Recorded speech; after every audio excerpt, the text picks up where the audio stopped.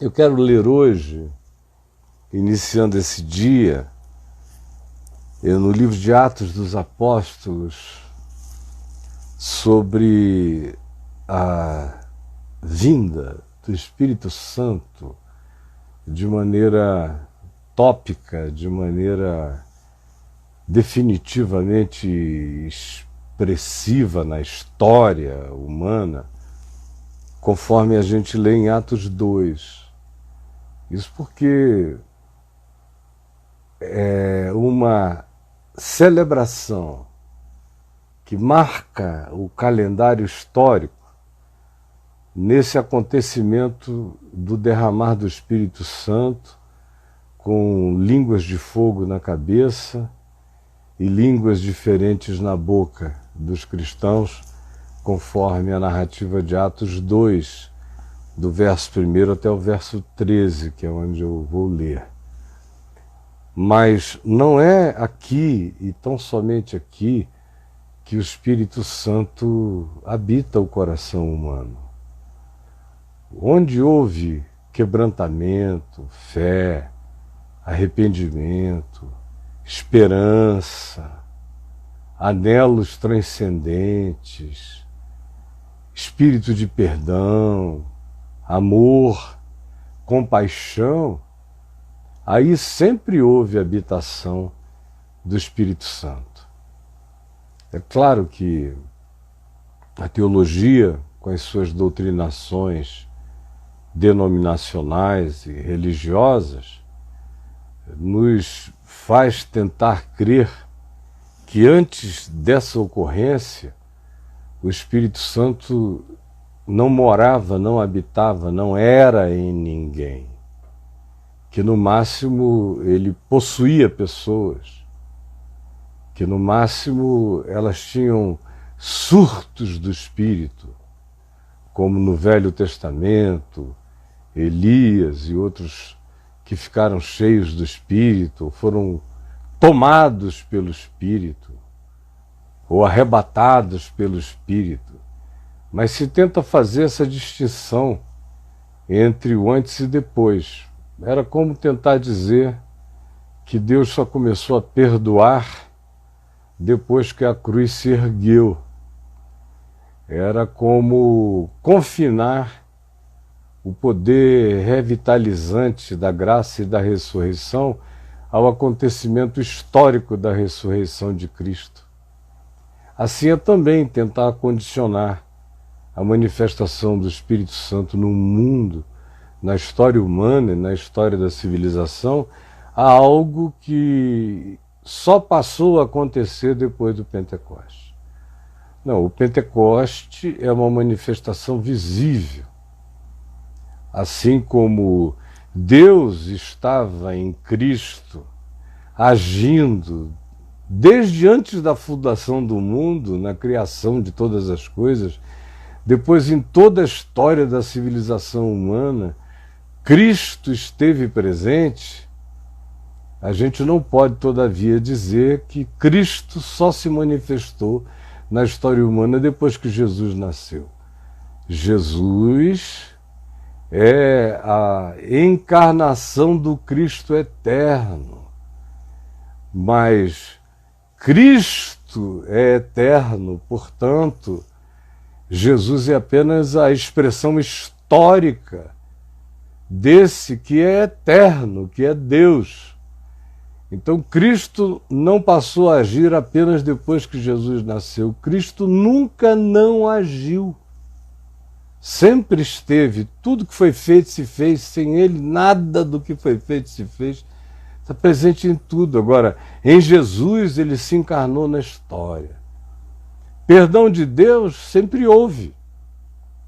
Mas na cruz Ele se manifestou como um signo histórico definitivo, marcante para a nossa consciência, para a nossa interpretação na evolução do processo histórico. A mesma coisa se pode dizer do Espírito Santo. Davi mesmo diz no Salmo 51, não me retires o teu Santo Espírito. Não é porque ele se achasse uma habitação eventual, quase que possesso de vez em quando pelo Espírito Santo. Não, ele diz que ele era habitado pelo Espírito Santo. Todos os que foram homens que falaram da parte de Deus, movidos pelo Espírito Santo, foram seres habitados pela consciência de Deus. A habitação do Espírito Santo produz a consciência de Deus crescente em nós. Então, o que a gente tem aqui, nesse dia da colheita, dia da ceifa, de acordo com o calendário judaico, 50 dias depois da Páscoa, vinha o dia da colheita, que originalmente falando, era um dia da cultura cananeia, do lugar onde Israel foi habitar, em Canaã. Porque toda aquela região fazia uma festa da colheita. Era a época de colher trigos, de ceifar, de arregimentar o que se plantou durante o ano. Então esse era um significado cultural lato, amplo, que precedia o próprio texto da Escritura no Velho Testamento, é que os cananeus celebravam um dia de gratidão a quem quer que fosse o seu Deus, o benemérito ao qual eles atribuíam aquela bênção do brotar e do amadurecer dos grãos para serem recolhidos para o alimento, para o pão. Eles faziam isso, é um dado historicamente comprovado. Os judeus absorveram, porque o dia era o dia em que as coisas ficavam prontas para serem colhidas. A época era fixa. Para quem cria, para quem não cria, para judeus ou para cananeus, para qualquer um, para quem comia, para quem plantava. Então, o Pentecoste é uma extensão de celebração de uma cultura muito mais antiga do que a presença judaica ou do que o que foi escrito na Escritura. Mas na Escritura do Velho Testamento, o significado era esse. 50 dias depois da Páscoa, chega o dia de se colher, de se ceifar aquilo que se plantou antes. E os judeus absorveram essa festividade e a consagraram ao Deus de Israel como gratidão. É como uma espécie de dia de ação de graças antigo nos Estados Unidos, quando as famílias todas paravam em gratidão realmente a Deus pela ceifa. E esse é um dia de gratidão. O espírito do Pentecoste é gratidão pelo suprimento, gratidão pelo alimento, gratidão porque a terra continua obedecendo às leis da vida e da subsistência, porque aquilo que a gente semeia, a gente colhe, e se semeia para o bem, colhe para o bem. Essa é a gratidão presente. E é um transfundo histórico que eu acho que, por mais simples que seja a minha explanação nesse momento aqui, ajuda você a situar o que está acontecendo. Jesus tinha morrido, fazia 50 dias, durante 40 dias, depois que ele ressuscitou dos mortos, ele apareceu aos seus discípulos e comeu e bebeu com ele durante aqueles 40 dias, com todos eles, foi assunto aos céus e ordenou-os que ficassem em Jerusalém até que do alto eles fossem revestidos de poder. E assim segue a narrativa de Atos 2, que diz: ao cumprir-se, ao chegar o dia de Pentecoste, que é esse dia sobre o qual falei, estavam todos os discípulos, cerca de 120 pessoas, reunidos no mesmo lugar, um cenáculo em Jerusalém. De repente, eles que estavam no ambiente interno, ouviram do céu, de fora, aquele assovio, um som, como um assovio de um vento impetuoso, penetrando frestas, passando por corredores, entrando em lugares, fazendo aquele som assombroso de um vento sibilante que chega impetuoso e penetra, produzindo sons diversos. Foi isso que eles ouviram dentro daquele lugar onde eles estavam orando, quando de repente veio do céu esse som e encheu, tomou conta. Era um som que não passava, que não estava indo, era um som que chegou para ficar. Encheu toda a casa aonde eles estavam assentados. E apareceram, um olhou para o outro e viu que sobre a cabeça do outro, distribuídas sobre todos eles, indiscriminadamente, havia línguas como de fogo, como se fossem chamas, linguetes de fogo, tremulando sobre a cabeça de cada um deles. Cada um olhava para o outro e o outro estava com aquela língua de fogo, aquela chama viva, pousada sobre cada um deles. Como eu disse, indiscriminadamente, porque o Espírito é dado a todo aquele que crê. Todos, indiscriminadamente, não tem discriminação, é para todos os que creem, todos ficaram cheios do Espírito Santo, cheios, plenificados. Não é que o Espírito não habitasse nenhum deles. Ninguém conclui nada acerca da verdade se não for pelo Espírito Santo.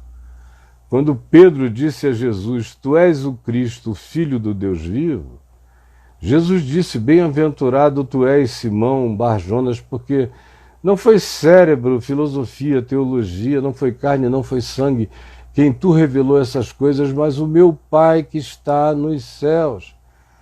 Trabalho de Deus habitando a mente de Pedro, o coração de cada um deles, crescendo neles, fazendo se desenvolver neles o entendimento. Nesse dia, todavia, há um batismo, há uma expressão visível, há uma historificação da manifestação do Espírito para ser avisada, para ser crida e para ser assumida por todo aquele que crê em todas as fases e épocas da história. Assim como tudo cresceu, assim como o Cristo eterno, desde antes da fundação do mundo, se manifestou em Jesus, assim como o Cordeiro que teve as suas manifestações pelos arquétipos e pelas simbolizações sacrificiais, milhões de vezes nos altares de Israel, até que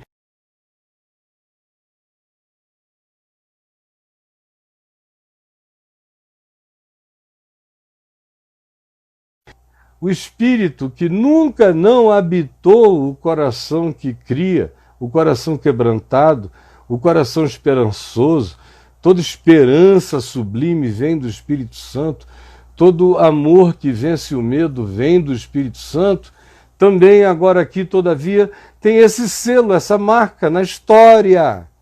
Para eu poder conversar com você sobre esse dia, essa hora, sobre esse fato, sobre esse poder, sobre essa realidade que aqui deixa de ser subjetiva e passa a ser histórica, verificável, narrável. Aconteceu num dado dia, numa dada hora, numa certa circunstância, com uma cenografia definida, e veio sobre todos, e um testemunhou a presença do Espírito na vida do outro, e todos ficaram cheios, plenificados pelo Espírito Santo, e passaram a falar em outras línguas. Em outras línguas. Em outras línguas que eles não tinham aprendido. Línguas diferentes. Línguas que não tinham nada a ver com o treinamento de aprendizagem linguística. Eles começaram a falar, e através dessas outras línguas, que a gente sabe que podiam ser compreendidas por muita gente que estava em Jerusalém, como foi aqui o caso de pessoas de 17 nações diferentes, que quando ouviram falar nessas outras línguas e ouviram o murmúrio geral, afluíram para o lugar, querendo saber que fenômeno era aquele. E eram pessoas que vinham de regiões diferentes. Eram partos, medos, elamitas, gente da Mesopotâmia, do Iraque de hoje, de toda a Judéia, da Capadócia, lá na Turquia atual, antiga Ásia Menor, do Ponto, da Ásia, da Frígia, da Panfilha, do Egito, das regiões da Líbia, lá no norte do Egito, nas imediações de Cirene, na África, e romanos correram para ver aquilo tudo, todos chocados, arábios, pessoas de culturas e civilizações e costumes diversos estavam em Jerusalém. Alguns deles eram prosélitos, alguns deles tinham crido no Deus de Israel através da pregação de judeus nas sinagogas espalhadas por esses lugares e subiam a Jerusalém para adorar com regularidade, especialmente na festa da Páscoa e em outras ocasiões festivas. Todos esses estavam lá e os ouviram.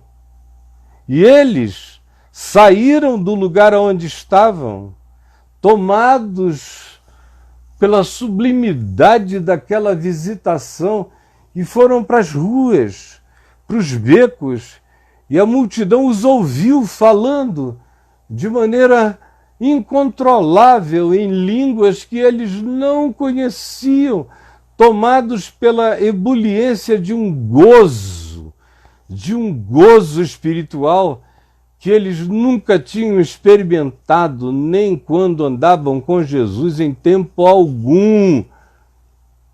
Era a promessa de Jesus se cumprindo.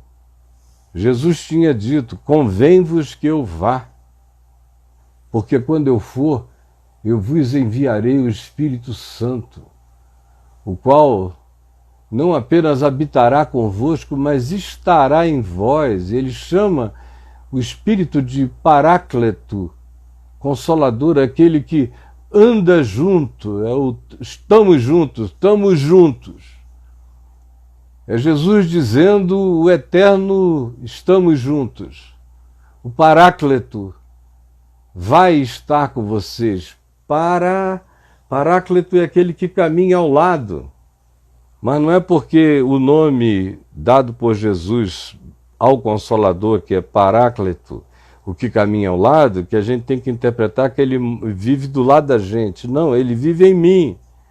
Só se diz que ele caminha junto como uma expressão dessa companhia inafastável do Espírito de Deus que me habita e não tira férias de mim sob hipótese alguma. Ele me habita. E esses que foram o objeto dessa experiência extraordinária saíram tomados por isso, o que fez afluir uma grande multidão que se possuiu de perplexidade, porque cada um deles os ouvia falar na sua própria língua materna. Aqueles homens da Galiléia, uns poucos de Jerusalém, mas todos eles quase que unanimemente, absolutamente incultos. falavam aramaico mal, falavam hebraico quebrado, não tinham cultura nenhuma, não eram pessoas cosmopolitas, não eram nada disso. Eram seres tribalescos lá da Galiléia, de cidades pequenas, desaculturados, gente sem erudição alguma, falando maravilhas, falando as maravilhas de Deus, é o que se diz aqui. E aí começam a surgir as interpretações a respeito de tudo aquilo. A perplexidade os fez perguntar como os ouvimos falar em nossas próprias línguas maternas, essas grandezas de Deus. Se eles são pessoas tão despreparadas, tão incultas, tão humanamente sem instrumentação para isso, sem aprendizagem alguma, como é que, de repente, esses seres de uma língua só e pobre estão falando em línguas que nunca aprenderam e que são as nossas línguas maternas e falando com perfeição grandezas de Deus? O Espírito Santo se manifesta, mas ele faz sentido. Ele tem que fazer sentido. Os homens aqui não dizem apenas, eles estão falando em outras línguas e a gente não sabe o que é isso. Não, o Espírito Santo faz sentido. O Espírito Santo faz a reversão da Torre de Babel. A Torre de Babel acontece como dispersão, cada um falando numa língua e ninguém se entendendo nunca mais. O Espírito Santo é o fenômeno oposto, opera o milagre oposto. No Espírito Santo, os que não se entendem começam agora a se compreender. A manifestação do Espírito Santo acontece, entre outras coisas, para isso. Para que os que não se entendiam passem a se compreender. Para que a cultura deixe de ser um impedimento, a língua materna, o lugar onde foi criado. Para que Babel, com a sua diversidade de línguas e com os ódios separatistas que a linguagem frequentemente provoca, se eu não te entendo e você não me entende, você é diferente, e tanto mais quanto eu considere você diferente, mais estranhos nós vamos ficando um para o outro, de modo que o Espírito Santo, quando se derrama, provoca a antítese disso. Quem não me compreendia começa a me compreender.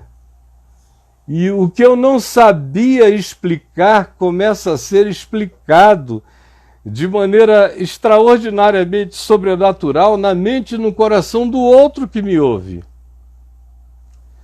E não são bobagens, não são temas de ódio, nem de raiva, nem de separatismo. Aqueles que habitam a boca de alguém que ficou cheio do Espírito Santo. Ao contrário, são grandezas de Deus. Um derramado Espírito Santo que não seja para todos, indiscriminadamente, todos os que creem, todos os que querem, todos os que invocam, como o apóstolo Joel tinha dito no capítulo 2, verso 28, naquele dia, diz o Senhor, eu derramarei o meu Espírito sobre toda a carne, indiscriminadamente, é o que Pedro vem citar um pouco mais adiante, nesse episódio aqui em Atos. O Espírito que não produz, o Espírito Santo que chega supostamente não gere essa aproximação dos diferentes, que não nos ajude a nos compreendermos, a não nos entendermos, um Espírito que chegue e não faça com que aquele que é absolutamente distinto de mim tenha agora um ponto sobrenatural de contato para me discernir, para entender o que eu estou dizendo, e uma manifestação do Espírito Santo que não traga e não exalte, e não explique, não comunique a beleza e a grandeza de Deus, não é do Espírito Santo. Esse espírito da gritaria, do grunhido, do desmaio, do revirar de olhos, do esperneamento, do rolar no chão, da loucura, da histeria, da total falta de qualquer que seja o traço de racionalidade na comunicação, que só deixa todo mundo perplexo enquanto alguns rolam no chão, não é Espírito Santo. O dia sublime e supremo dessa manifestação vem marcado não da irracionalidade, não tem nada irracional aqui. Tem o milagre, tem o fenômeno, tem o vento, enche a casa, tem as línguas de fogo, tem o falar em línguas que não se aprendeu, mas que outros entendem. E está todo mundo em pé, está todo mundo andando, está todo mundo na rua, está todo mundo comunicando. E tem pessoas perguntando, não são porventura galileus esses que aí estão falando, como é que eles estão falando na nossa língua materna e coisa com coisa, fazendo sentido? Nós os estamos ouvindo falar as grandezas de Deus. Eu creio no Espírito Santo de todo o meu coração. Eu estou falando aqui pelo Espírito Santo. Tudo que eu faço ensinando, iluminando o Evangelho, a verdade, é pelo Espírito Santo que habita em mim. E todo aquele que compreende, compreende pelo Espírito Santo, que me ensina a dizer coisa com coisa, a fazer a palavra eterna de Deus ganhar sentido no discernimento, na compreensão dos seres mais estranhos, mais diferentes. Gera essa perplexidade de que o que se está dizendo está sendo compreendido. A Torre de Babel entrou em estado de reversão, porque o Espírito Santo é dado para gerar união e não dispersão. Línguas estranhas que são faladas para produzir ódio, guerra, separação, dispersão, profecias da perversidade, quando são objeto de interpretação, não vêm do Espírito de Cristo.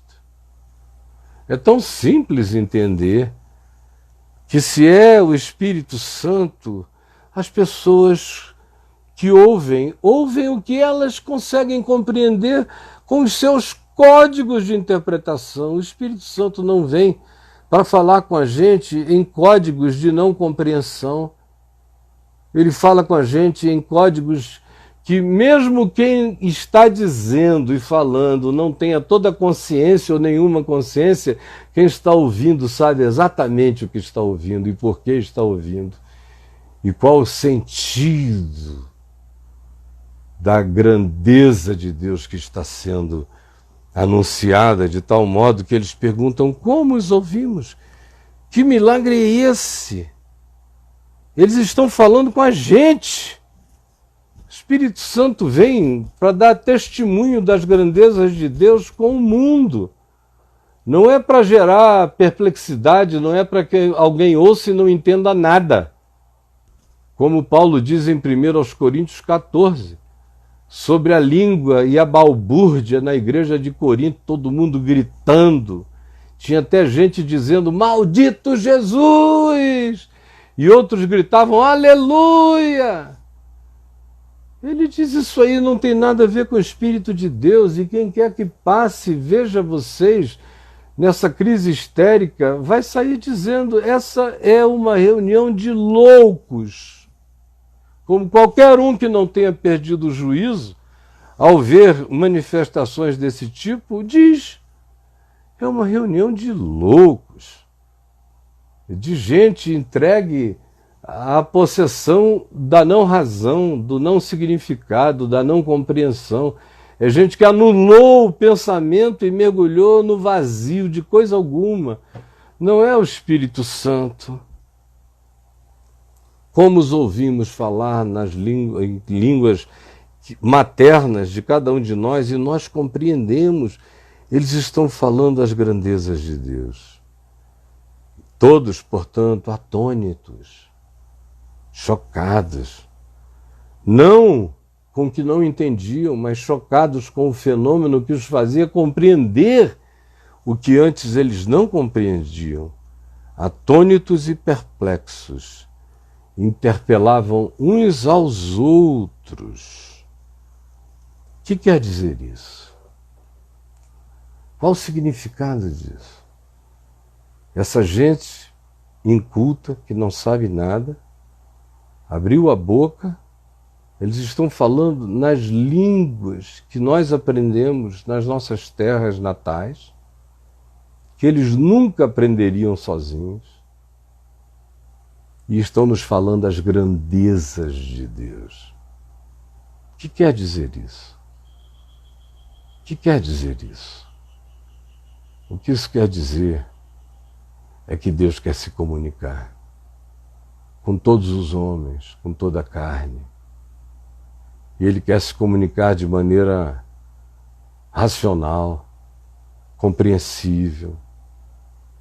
Ele quer se comunicar de maneira sobrenatural, usando os códigos da compreensão humana natural, porque o sobrenatural de Deus não anula a racionalidade humana sob hipótese nenhuma. O que isso significa? Significa que o Eterno decidiu usar seres humanos para falar em línguas que atinjam o mundo inteiro e que comuniquem o amor e a grandeza de Deus com cada criatura do planeta.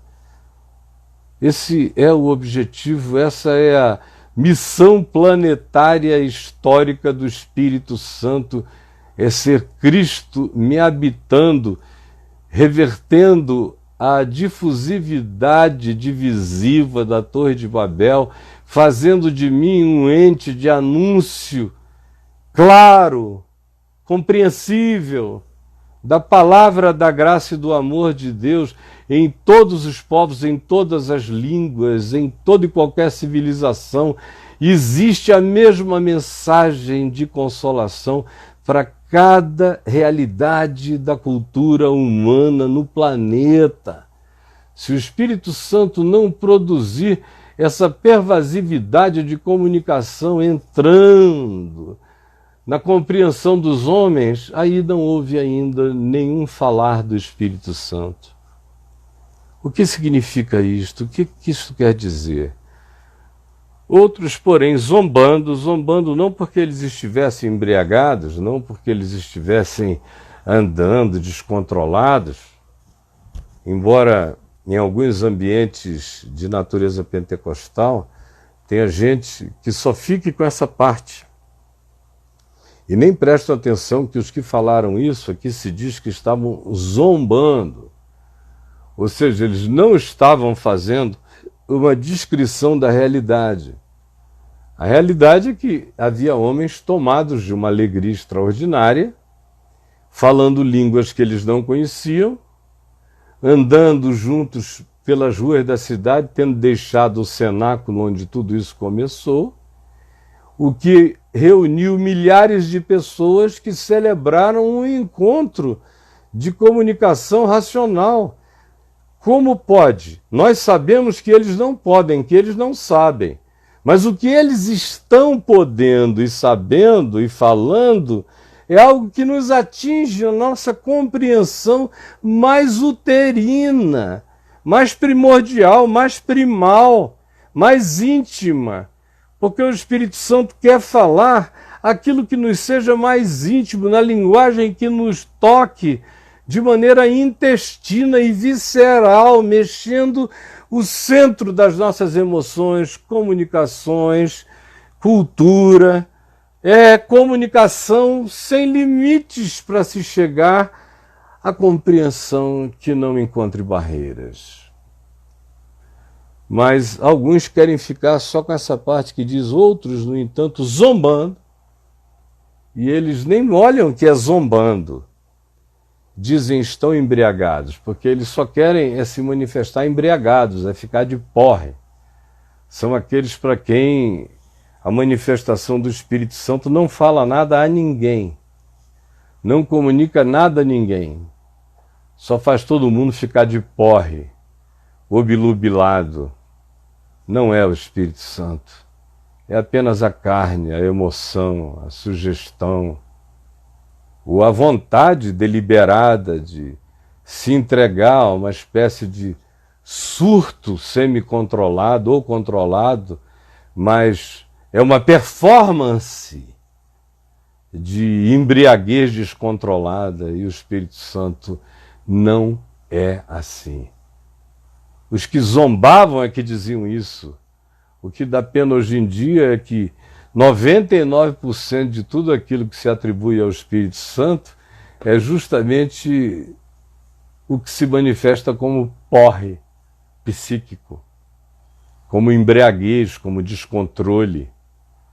Ainda tem gente que bota a mão na boca e diz: eu não estou conseguindo parar de falar, e fala inadequadamente, como diz Paulo outra vez em 1 Coríntios 14, quando ele afirma que o Espírito está sujeito aos profetas. Eu não sou obrigado, o Espírito Santo não é uma possessão, como uma possessão demoníaca. O Espírito Santo é o Espírito da harmonia. Ele não violenta a mim, nem a ninguém em quem ele habite. Ele dialoga comigo. Ele fala comigo. Eu não sou possesso pelo Espírito, eu sou habitado pelo Espírito.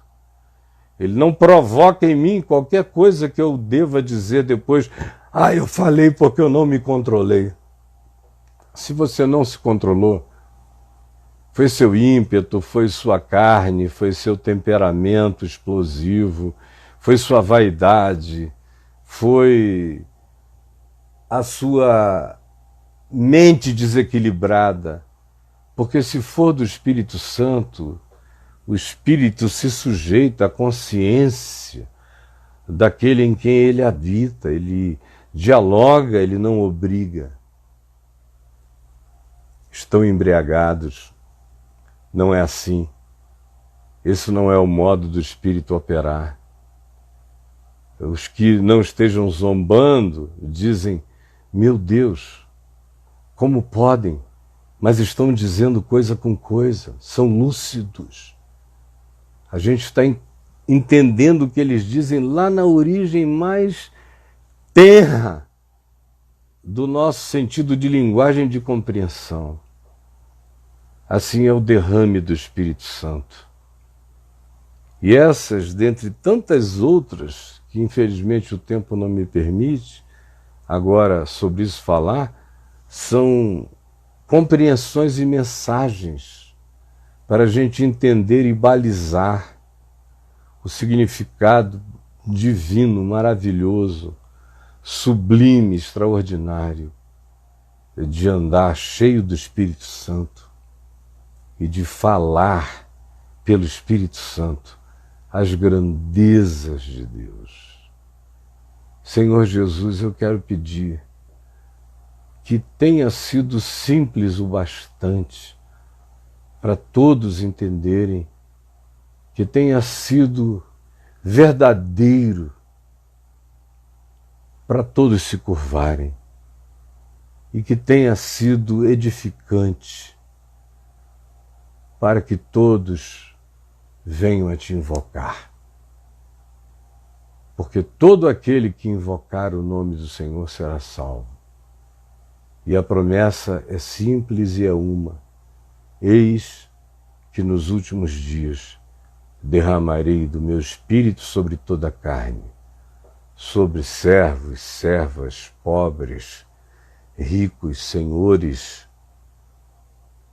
sobre profetas, sobre jovens, sobre donzelas, meninas, sobre velhos, idosos. Eu derramarei do meu Espírito, e eles sonharão sonhos melhores, sem pesadelo, sem tormento mental. sonhos de perspectiva para a vida, profetizarão o que seja a verdade do Evangelho, exortarão, edificarão, admoestarão para a vida, para o bem. Sim, eu te imploro que as pessoas compreendam que o que existe sob o signo do Pentecoste à nossa volta, quase que na sua inteira totalidade, é obra da carne, da competição, da vaidade, das disputas. São línguas aprendidas, são línguas imitadas, e que tão pouco são faladas conforme fomos instruídos pelos apóstolos, na intimidade da nossa casa, porque edificam a nós na tua presença. E se formos falar línguas que não são as nossas em público, elas precisam chegar com o poder da interpretação para que ninguém nos olhando diga que estamos loucos e alucinados, como é o que acontece agora entre nós. O mundo inteiro olha para esses que dizem que creem nesse milagre e os tem como loucos, porque de fato a loucura, a confusão, a balbúrdia, a histeria nervosa e a doença mental tomou conta disso, que é feito como performance e que não carrega a experiência genuína e real, poderosa do Espírito Santo nos enchendo de plenitude, de sabedoria e das grandezas de Deus. Ajuda-nos a entender. É o que eu te peço, em nome de Jesus. Amém e amém.